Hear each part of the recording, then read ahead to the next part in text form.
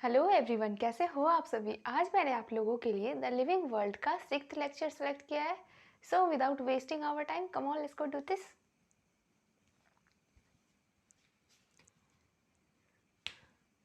ये आपका point number 1.2 है। ओके, चलिए करते हैं इसे। Diversity in the living world, as मैंने आपको बताया था, सबसे फर्स्ट लेक्चर में ही बताया था कि ये जो चैप्टर है ये डाइवर्सिटी पे बेस्ड है। दैट अर्थ पे कितने काइंड के ऑर्गेनिजम्स प्रेजेंट है। ओके, तो चलिए इसे करते हैं। देखिए, पॉइंट 2 में आपको दे ही रहा है diversity in the living world. Living world में जो डाइवर्सिटी है उसके बारे में आप देखिए क्या दिया है। If you will look around you will see a variety of living organisms. अगर आप अपने चारों तरफ देखते हैं तो आप देखोगे कि बहुत सारे लार्ज वेराइटी के लिविंग ऑर्गेनिज्म आपको देखने को मिलेंगे। Just like B it potted plant, वो पॉटेड प्लांट भी हो सकता है, ओके, पॉट में लगाया हुआ प्लांट। इंसेक्ट भी हो सकता है, बर्ड्स भी हो सकता है, आपके पेट्स भी हो सकते हैं, अदर एनिमल्स एंड प्लांट्स भी हो सकते हैं।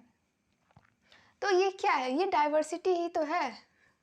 इंसेक्ट देख रहे हो आप, पॉटेड प्लांट देख रहे हो आप, बर्ड्स जो है, चिड़िया जो है, जो आपने पालतू जानवर पाल रखा है। ओके, ये सारे जितने भी काइंड के लिविंग ऑर्गेनिज्म है ये डाइवर्सिटी ही तो है। There are also several organism that you cannot see with your naked eyes but they are all around you and even जितने कुछ ऐसे भी ऑर्गेनिजम्स हैं जिन्हें आप अपने नेक्ड आई के थ्रू नहीं देख सकते हो, जिन्हें हम लोग माइक्रो ऑर्गेनिज्म बोलते हैं, जिसे माइक्रोस्कोप के थ्रू देख सकते हैं। माइक्रो ऑर्गेनिज्म है ना, इसलिए हम लोग उससे माइक्रोस्कोप के थ्रू देखेंगे तो ये वो ऑर्गेनिज्म को देख पाएंगे, इसलिए हम उसे माइक्रो ऑर्गेनिज्म बोलते हैं। एंड वो भी हमारे सराउंडिंग में प्रेजेंट है, बैक्टीरिया जितनी भी हैं। ओके, तो ये हम प्रेजेंट है बट आप उसे नेक्ड आई अपनी खुली आंखों से देख नहीं सकते हो, तो वो भी प्रेजेंट है। ये यहाँ पे आपको कहना चाहता है that there are also several organisms that you cannot see with your naked eyes, जिसे आप अपनी naked eye से खुली आंखों से नहीं देख सकते हो बट वो आपके आसपास प्रेजेंट है, जिसे हम लोग बैक्टीरिया बोलते हैं। एंड उसे देखने के लिए माइक्रोस्कोप की जरूरत पड़ती है। If you were to increase the area that you make observation in, the range and the variety of organism that you will see would increase. And जैसे जैसे आप अपना रेंज बढ़ाते हो, सपोज दैट आप अपने रूम पे बैठे हो तो वहाँ पे आपको कुछ ही टाइप के ऑर्गेनिज्म देखने को मिलेगा। कुछ स्पाइडर दिखेंगे, कुछ वॉल लिज़ार्ड दिखेंगे एंड कुछ मस्कीटोज दिखेंगे। बट आप अगर आप अपने रूम से बाहर निकलते हो तो बाहर आपको, जब आप बाहर गए तो आपको देखने को कितने सारे ऑर्गेनिज्म मिलेंगे। कुछ कैट्स हो गए, कुछ डॉग्स हो गए, काउज एट्सेट्रा एट्सेट्रा, बहुत सारे, बहुत काइंड के लिविंग ऑर्गेनिज्म, अलग अलग टाइप्स के इंसेक्ट्स देखने को मिलेंगे, फंजाई देखने को मिलेंगे।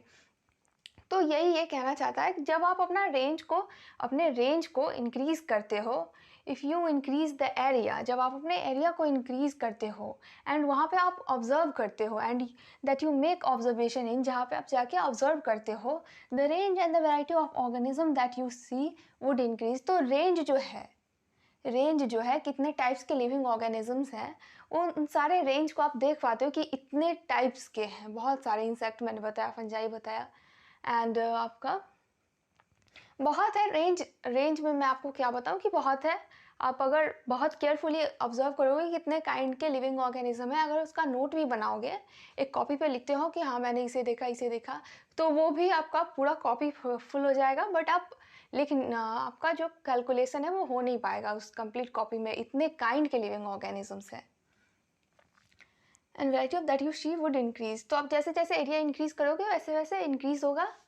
Obviously if you were visit to a dense forest, and अगर आप डेंस फॉरेस्ट, किसी घने जंगल में चले जाते हो, अगर आप किसी घने जंगल में चले जाते हो तो आपको बहुत सारे, बहुत काइंड के, इवन इंसेक्ट्स की अगर मैं बात करूँ तो इंसेक्ट्स ही आपका टोटल कॉपी को भर देने वाला है अगर आप नोट बना रहे हो तो।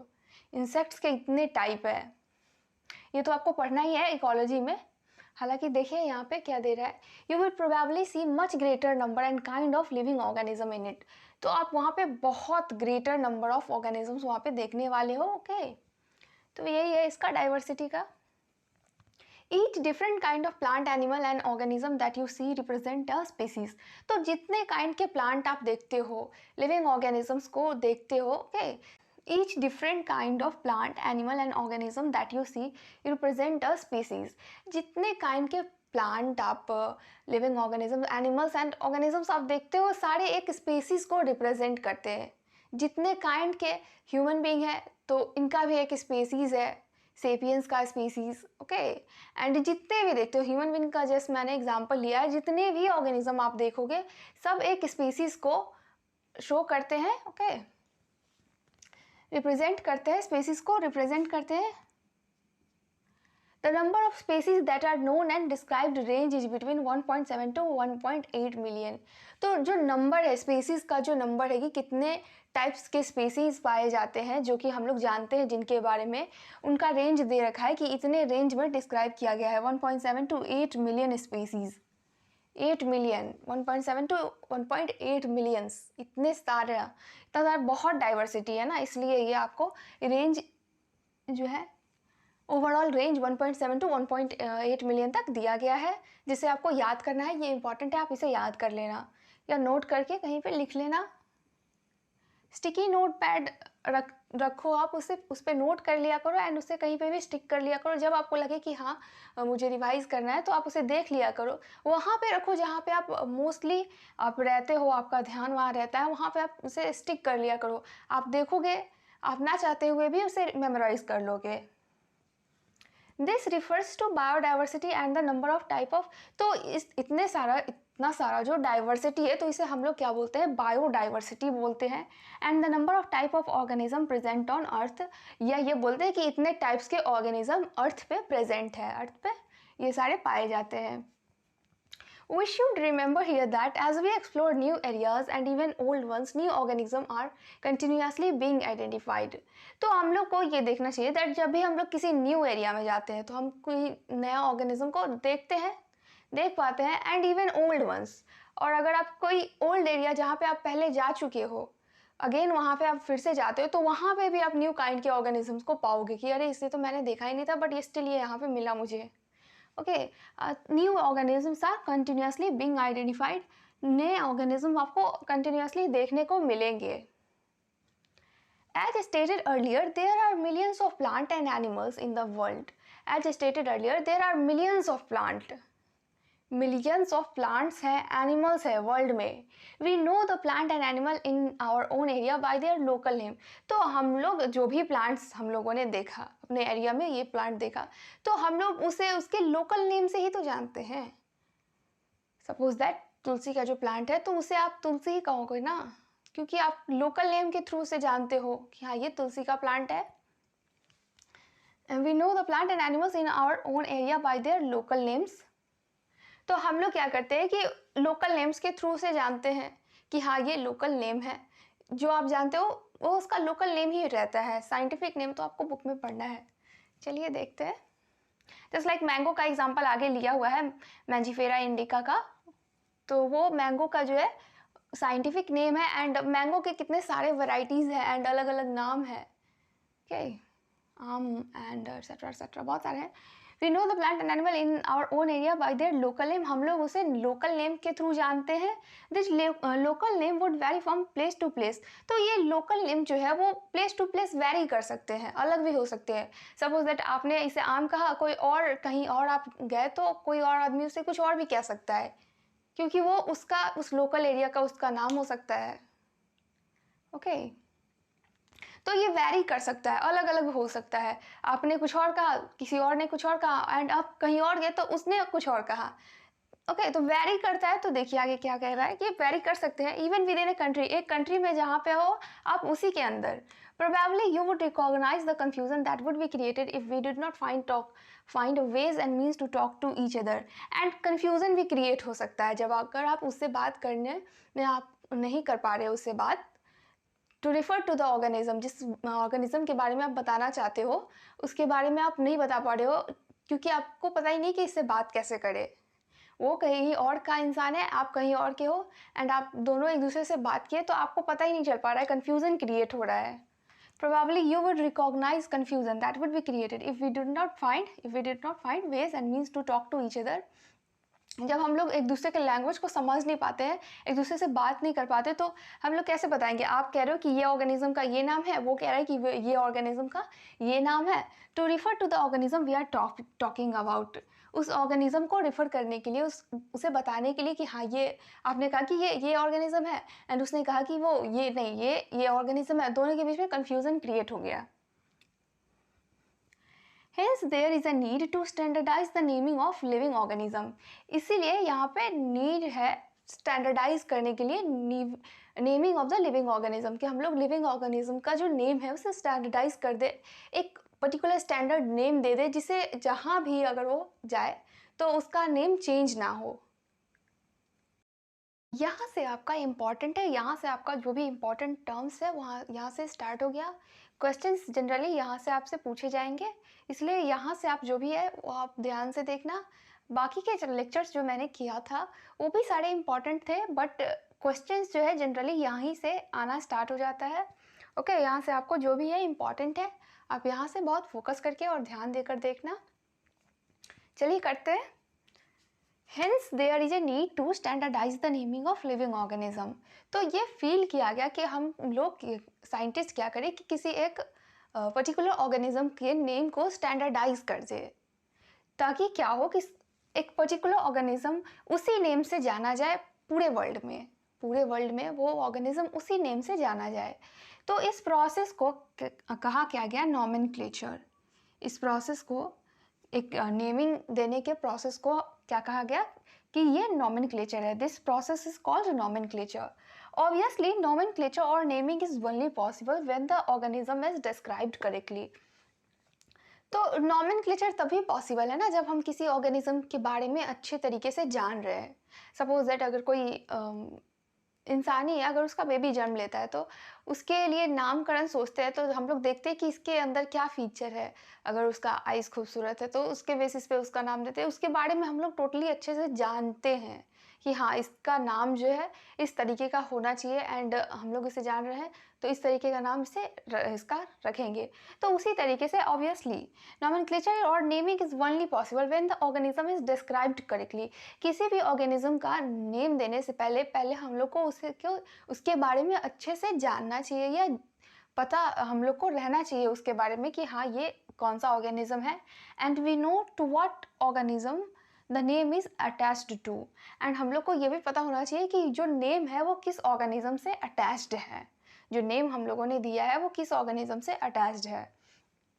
This is identification. तो इस प्रोसेस को जब हम लोग किसी पर्टिकुलर ऑर्गेनिज्म को जानते हैं कि हाँ, बिना जाने हम लोग किसी को नाम तो नहीं दे सकते हैं ना, इसलिए इस प्रोसेस को हम लोग क्या बोलते हैं? Identification. In order to facilitate the study, number of scientists have established procedure to assign a scientific name to each known organism। तो उस स्टडी को फैसिलिटेट करने के लिए, इजी बनाने के लिए ढेर सारे साइंटिस्ट ने मिलके एक प्रोसीजर को बनाया, जिसमें कि एक साइंटिफिक नेम ईच ऑर्गेनिज्म को दिया जाए, जो कि एक्सेप्टेबल हो ऑल बायोलॉजिस्ट को ऑल ओवर द वर्ल्ड। पूरे बायोलॉजिस्ट को, वर्ल्ड के जितने भी बायोलॉजिस्ट हैं उन सभी को एक्सेप्टेबल हो। In order to facilitate the study, number of scientists have established procedures। Number of scientist ने, मतलब ढेर सारे साइंटिस्ट ने ये प्रोसीजर बनाया कि एक साइंटिफिक नेम हम लोग किसी ऑर्गेनिज्म को देंगे, एंड जो कि एक्सेप्टेबल होगा, जो कि सब लोग मानेंगे, जितने भी बायोलॉजिस्ट है वर्ल्ड के वो सारे उस नेम को एक्सेप्ट करेंगे कि हाँ इसका यही नाम है। जस्ट लाइक सपोज दैट अगर आप लोग चार फ्रेंड्स ले लो, आप लोग बैठे हो साथ में, तो आपने कहा कि नहीं कोई एक पेट आपने लेके आया, आप कोई एक पालतू जानवर, सपोज दैट आपने एक डॉग को ही आप लेके आए। चारों फ्रेंड आपने कहा कि नहीं ये नाम रखेंगे, दूसरे फ्रेंड ने कहा नहीं ये नाम रखेंगे, एंड आप लोग आपस में लड़ने लगे। तो आप लोगों ने सोचा कि लड़ने से तो कोई फ़ायदा है नहीं, इसका नाम हम लोग को देना है, एंड हम चारों एक ही नाम से इसे पुकारेंगे। तो आप लोगों ने एक मीटिंग किया कि हाँ इसका ये नाम सबसे बेटर है। सब लोग एक दूसरे से डिस्कस किए कि हाँ ये नाम इसका बेटर है, एंड सब लोग इसी नाम से इसे बुलाएंगे। तो यही है प्रोसीजर। इस एग्जाम्पल के थ्रू मैं आपको ये बताना चाहती हूँ that this is acceptable to biologist all over the world. जो साइंटिफिक नेम जो दिया जाता है वो बायोलॉजिस्ट, जितने भी बायोलॉजिस्ट हैं वर्ल्ड के, उन सारे को एक्सेप्टेड रहता है कि हाँ ये जो है साइंटिफिक नेम है, तो मेरे लिए भी यही नेम करेक्ट है। For plant scientific names are based on agreed principle and criteria. Plants का जो साइंटिफिक नेम होता है वो बेस्ड होता है एग्रीड प्रिंसिपल, सब लोग एग्री करते हैं कि हाँ ये प्रिंसिपल के through, and criteria which are provided, जो कि प्रोवाइड किया जाता है international code for botanical nomenclature. International code for botanical nomenclature book type कराता है, सारे साइंटिस्ट लोग बैठ के बनाते हैं उसे, एंड इस प्लांट का ये नाम रहेगा, सब लोग मिलकर डिस्कस करके नाम देते हैं उसे, साइंटिफिक नेम देते हैं उसको आइडेंटिफाई करने के बाद। प्लांट का क्या है कि international code for botanical nomenclature. ये देखिए आपको मैंने बताया ना इंटरनेशनल, ये इंटरनेशनल लेवल पे होता है, सारे वर्ल्ड के जितने सारे बायोलॉजिस्ट हैं तो ये इंटरनेशनल लेवल पे ही होगा ना। तो ये क्या है कि इंटरनेशनल लेवल पे हम लोग उसका नाम देते हैं कि कोई एक पर्टिकुलर जो बायोलॉजिस्ट है वो ये नहीं कह सकता है कि नहीं इस साइंटिफिक नेम को मैं नहीं मानूंगा, किसी और नेम को लाऊंगा, ऐसा नहीं होता है। सब लोग एक साथ बैठ के डिस्कस करते हैं, उसके बाद जो साइंटिफिक नेम वो लोग सेलेक्ट करते हैं उसे international code for botanical nomenclature में डाला जाता है, एंड यही वो लोग मानते हैं कि हाँ ये इसका परफेक्ट करेक्ट नेम है। You may ask how animal name, how are animals name. तो आप ये भी बोल सकते हो कि एनिमल्स को कैसे नाम दिया जाता है, ये तो प्लांट का मैंने बता दिया आपको। तो एनिमल्स को कैसे नाम दिया जाता है, तो एनिमल टैक्सोनॉमिस्ट जो होते हैं, जो एनिमल के टैक्सोनॉमिस्ट होते हैं, टैक्सा के बारे में आगे आपको पढ़ना है। अभी आप एक समझ लो कि कोई एक प्लांट का फिजियोलॉजिस्ट होता है ना, उसी तरीके से अब एनिमल के फिजियोलॉजिस्ट समझ लो। Animal taxonomist have evolve international code for geological nomenclature. तो एनिमल्स को नाम देने के लिए जो एनिमल के टैक्सोनॉमिस्ट हैं, जो उसके स्पेशलिस्ट है, ऐसा मान लो ना, टैक्सोनॉमिस्ट नहीं अगर लग रहा है आपको, तो जो स्पेशलिस्ट है वो क्या करते हैं कि international code for geological nomenclature में उन एनिमल्स का नाम दिया जाता है। The scientific name ensures that each organism has only one name, description enable to arrive at the same name.